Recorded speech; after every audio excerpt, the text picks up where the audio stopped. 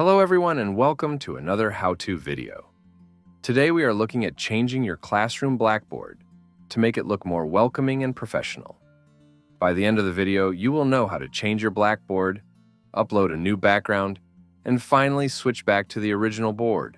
Okay, let's go take a look. Starting on the home page, scroll to the left and click on Blackboard. Once it's loaded, you will see that the board doesn't look great. We can change this by going to the top and clicking on these four little dots. Then click on Settings. Here you will see ClassIn already provides us with some preset backgrounds for our boards. Now, because it's a Chinese app, most of the boards are for Chinese students learning Pinyin.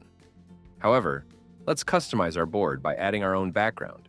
If we click on Upload, it will open our computer files. I pre-downloaded a picture from Pixabay, link in the description below. Once selected, we can adjust the picture to match the size of the board and click OK. Once the picture has been uploaded, you can double-click on it to add it to your Blackboard. There we go. Doesn't that look so much better?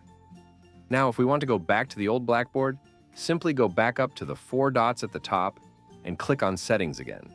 Then, you can simply change it back. Hey, and that's all there is to it. Now we know how to change our Blackboard background, upload and add a new one, and then go back to the original. Thank you to everyone for watching, and please don't forget to like and subscribe so we can keep pumping out more useful videos. And remember, for all things ClassIn and teaching online related, keep it locked to Eureka ESL.